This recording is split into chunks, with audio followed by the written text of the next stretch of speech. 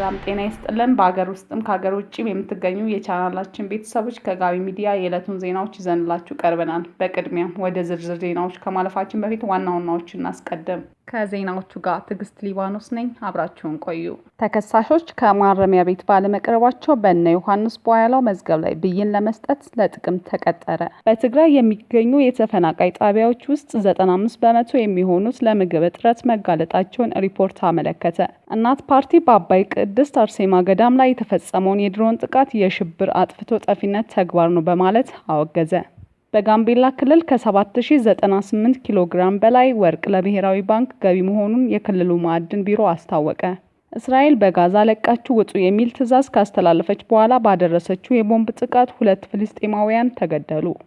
የእስራኤሉ ጠቅላይ ሚኒስትር ቤንጃሚን ኔታንያሁ እንዲታሰሩ አምነስቲ ኢንተርናሽናል ጥሪ ያቀረበ።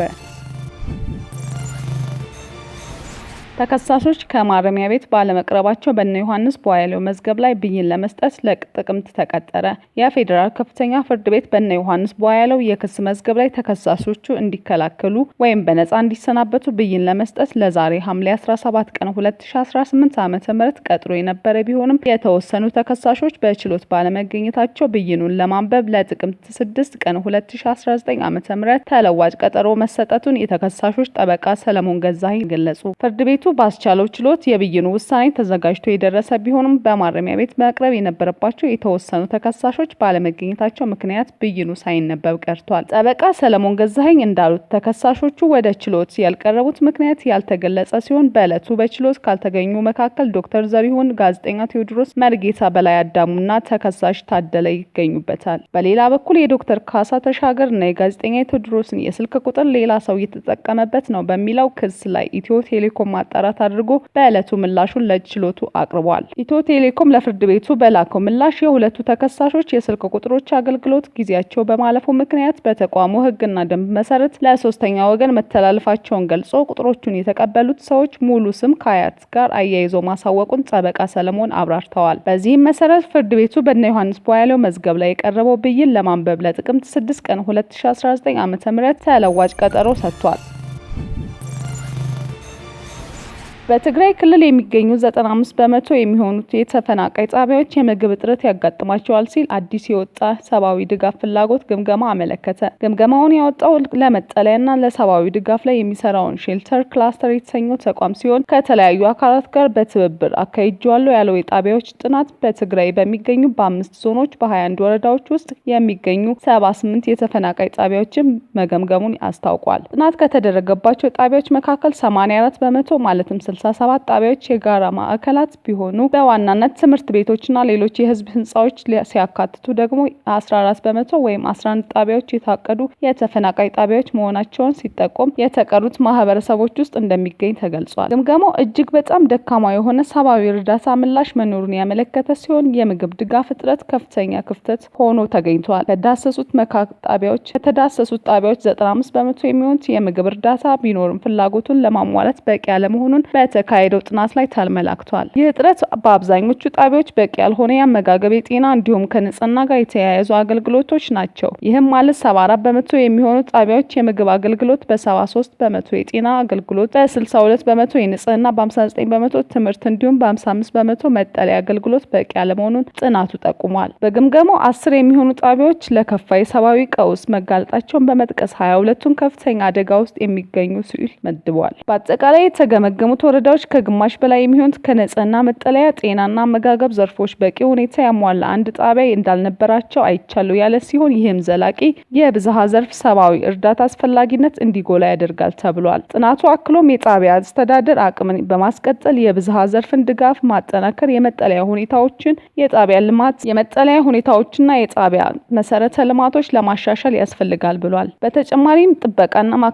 በተጨማሪም ጥበቃን ማካተትና ማሳደግ እንዲሁም ለወቅታዊ የጎርፍና የሌሎች በጣቢያ ለረጅም የሚከሰቱ አደጋዎችን ዝግጁነት ማጠናከር ግምገማው ቅድሚያውን ሊሰጣቸው ይገባል ካላቸው ተግባራት ውስጥ ይገኙበታል። ተቋሙ በክልሉ የሰብአዊ ድጋፍ ከሚያቀርቡት ውስጥ አንዱ መሆኑ ይታወቃል። እናት ፓርቲ በአባይ ቅድስት አርሴማ ገዳም ላይ የተፈጸመውን የድሮን ጥቃት የሽብር አጥፍቶ ጠፊነት ተግባር ነው በማለት አወገዘ። በአማራ ክልል ደቡብ ወሎ ዞን ቦረና ወረዳ የሚገኙ የኢትዮጵያ ኦርቶዶክስ ተዋሕዶ ቤተክርስቲያን አባይ ቅድስት አርሴማ ገዳም ላይ በተፈጸመ የድሮን ጥቃት የሰዎች ሕይወት ያለፈበትና በንብረት ላይ ከፍተኛ ጉዳት መድረሱን ለመግለጽ እናት ፓርቲ ጥቃቱን አወገዘ። ፓርቲው አክሎም ህዝብ ለማገልገል የተቋቋመው ተቋማት ከህዝቡ ጅምላ ጨራሽ እየሆነ ነው ብሏል። ፓርቲው በዛሬው ዕለት ባወጣው ወቅታዊ መግለጫ እንዳመለከተው ጥቃት የተፈጸመው ሐምሌ 15 ቀን 2018 ረፋድ 4 ሰዓት ላይ እንደሆነም ገልጿል። ፓርቲው በዛሬው ዕለት ባወጣው ወቅታዊ መግለጫ እንዳመለከተው ጥቃቱ የተፈጸመው ሐምሌ 15 ቀን 2018 ረፋድ 4 ሰዓት ላይ እንደሆነ ገልጿል። በጥቃቱ ምክንያት 2 መነኮሳትና ወዲያውኑ ህይወታቸው አልፏል ያለ ሲሆን 14 እናቶች ደግሞ ከፍተኛ ጉዳት ደርሶባቸው በመካነ ሰላም እና ደሴ ሆስፒታል ሕክምና የተከታተሉ ይገኛሉ ብለዋል። አክሎም በገዳሙ በተከማቸ የዓመት ቀለብ እህልና ጥራጥሬ ሙሉ በሙሉ ማዕድ ቤት፣ የውሃ ማጠራቀሚያ፣ የፕላስቲክ ታንከሮች፣ የውሃ ማስተላለፊያ ቱቦዎችና ሌሎች ቁሳቁሶች ሙሉ በሙሉ መውደማቸውን አስታውቋል። ገዳማውያኑ ጥቃቱ ከመፈጸሙ በፊት የድሮን ቦምብ ሰምተውና ተመልክተው እንደነበረ የገለጸው ፓርቲው እኛ ገዳማውያንን ቴክኖሎጂ ነው ብለን የምንፈራው የምንጠራጠረው ነገር የለም በማለት ስራቸውን ሲቀጥሉ ድንገት ቦምብ እንደወረደባቸው በርካቶች መጎዳታቸውን እንደነገሩት አመልክቷል። ፓርቲው ተመሳሳይ ድርጊቶችን በታጣቂዎች ሽፋን በእምነቱ ተከታዮች አገልጋዮች ገዳማት ላይ የተፈጸመ ተራ ጥቃት ስህተት ሳይሆን ስርዓታዊና ከጥላቻ የመነጨ ነው ያለ ሲሆን ይህም አጥፍቶ የመጥፋት ተግባር መሆኑን እንደሚያምን በመግለጽ በጽኑ አውግዘውታል። ፓርቲው ተመሳሳይ ድርጊቶችን በታጣቂዎች ሽፋን በእምነቱ ተከታዮች አገልጋዮች ገዳማት ላይ የተፈጸመ ያለ ጥቃት ተራ ጥቃት ስህተት ሳይሆን ስርዓታዊና ከጥላቻ የመነጨ ነው ያለ ሲሆን ይህም አጥፍቶ የመጥፋት ተግባር መሆኑን እንደሚያምን በመግለጽ በጽኑ አውግዘዋለሁ ብሏል። እናት ፓርቲ ድርጊቱን በእምነት ተቋማትና በገዳማት ላይ የሚፈጸም አጥፊና ስርዓት አልበኝነት እናት ፓርቲ ድርጊቱ በእምነት ተቋማትና በገዳማት ላይ የሚፈጸም አጥፊና ስርዓት አልበኝነት የተሞላበት ተግባር ሲል የኮነነው ሲሆን መንግስት ኃላፊነቱን እንዲወስድ ጥሪ አቅርበዋል። መንግስት ሙሉ ኃላፊነት እንዲወስድና ድርጊቱ ሲፈጸም የሚያሳይ ምስል እና ቪዲዮ ለህዝብ ይፋ እንደሚያደርግ አጥብቀን እንጠብቃለን ብሏል። አክሎም ሙሉ ኢትዮጵያውያን ይህንን አጥፍቶ ጠፊ የሽብር ድርጊት በአንድነት ማውገዝ እንዳለበት ጥሪ አቅርበዋል። ፓርቲው ሀገርን ከጥቃት ለመጠበቅ የተቋቋሙ ተቋማት ህዝብን ጅምላ ጨራሽ ወደ መሆን መሸጋገራቸውና ህዝቡና ዓለም አቀፍ ማህበረሰብ እንዲያውቀውና አጥፊውን አካል ተጠያቂ መደረግ አለበት ብሏል። በመጨረሻም ፓርቲው የቆሰሉ ገዳማውያን በበረሃና በቅዝቃዜ ውስጥ የቀሩትን ቀለባቸው የወደመባቸውን አባቶች፣ እናቶች በረሃብና ውሃ ጥም ከማለቃቸው በፊት አስቸኳይ ድጋፍ እንዲደረግላቸው በጋምቤላ ክልል ከ7098 ኪሎ ግራም በላይ ወርቅ ለብሔራዊ ባንክ ገቢ መሆኑን የክልሉ ማዕድን ቢሮ አስታወቀ። በጋምቤላ ክልል በተጠናቀቀው 2018 በጀት ዓመት ከ7098 ኪሎ ግራም በላይ ወርቅ ለኢትዮጵያ ብሔራዊ ባንክ ገቢ መደረጉን የክልሉ ማዕድን ቢሮ አስታወቀ። የጋምቤላ ክልል ማዕድን ቢሮ ኃላፊ አቶ ቻሞ ኦቦንግ በክልሉ በተጠናቀቀው በጀት ዓመት በዘርፉ በተከናወነው ተግባራት ስኬታማ ውጤቶች ተመዝግበዋል ሲሉ ለኢዜአ ተናግረዋል። ኃላፊው በበጀት ዓመቱ 6000 ኪሎ ግራም ወርቅ ለብሔራዊ ባንክ ገቢ ለማድረግ ታቅዶ ከ7098 ኪሎ ግራም በላይ ወርቅ ገቢ መደረጉን ተናግረዋል። በክልሉ በበጀት ዓመቱ ገቢ የተደረገው የወርቅ ምርት በእቅዱ በ1098 ኪሎ ግራም ብልጫ ያለው ሲሆን ከቀዳሚው ዓመት ጋር ሲነጻጸር ደግሞ በ1669 ኪሎ ግራም ብላጭ ያለው መሆኑን ገልጸዋል። በተመዘገበው ውጤት መንግስት ለዘርፉ በሰጠው ትኩረት የቁጥጥር የክትትልና የድጋፍ ስራዎችም ተጠናክረው ለመከናወናቸው መሆኑን ለዜና ምንጩ ተናግረዋል። በክልሉ በበጀቱ ዓመት የተከናወነው የማዕድን ሀብት ልማት ከ6890 በላይ ዜጎችን ቋሚና ጊዜያዊ የስራ ዕድል የተፈጠረላቸው መሆኑን የቢሮ ኃላፊው ገልጿል። እስራኤል በጋዛ ለቃችሁ ውጡ የሚል ትዕዛዝ ካስተላለፈች በኋላ ባደረሰችው የቦምብ ጥቃት 2 ፍልስጤማውያን ተገደሉ። እስራኤል በበርካታ አካባቢዎች የጋዛ ተፈናቃዮች ለቀው እንዲወጡ ትዕዛዝ ካስተላለፈች በኋላ ባደረሰችው የቦምብ ጥቃት በመሰንዘሯ ምክንያት 2 ሰዎች መገደላቸውን የሕክምና ምንጮች መግለጻቸውን አልጄሪያ ዘግቧል። በትናንትናው ዕለት ተፈጽሟል የተባለው ጥቃት ባለፈው ዓመት በአሜሪካ አደራዳሪነት ወደ ስራ የገባው የተኩስ አቁም ስምምነት ቢኖርም በእስራኤል ጦር እየተፈጸመ ያለው ከባድ እርምጃ አካል ነው ተብሏል።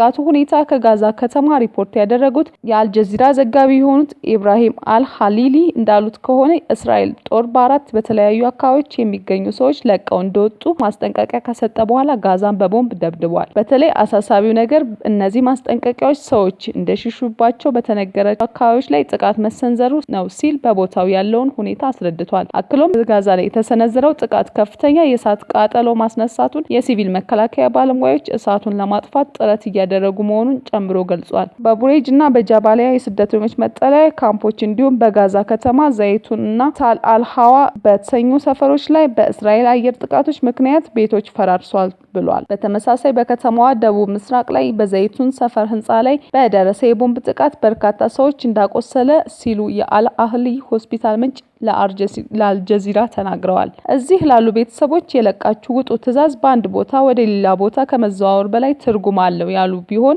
ብዙ ጊዜ በሌሊትና በድንጋጤ ውስጥ ሆነው የሚኖሩት መጠለያ ጥለው መሄድ ከባድ እንደሆነ በማሳት ብዙ ሰዎችን የሚሄዱበትን ሌላ ቦታ ስለሌላቸው በጎዳና ላይ ለመውጣት እንደሚገደዱ ከቦታው የነበሩት ዘጋቢ ገልጸዋል። እስራኤል በጋዛ ላይ እያካሄደች ባለው ጥቃት ቢያንስ 73311 ፍልስጤማውያን መግደሉን የሚገልጹ የአካባቢው የጤና ባለስልጣናት ከነዚህም ውስጥ እንደ አውሮፓውያን አቆጣጠር ከጥቅምት 2025 የተኩስ አቁም ስምምነት ወዲህ ከ1185 የሚበልጡ ሰዎች ይገኙበታል።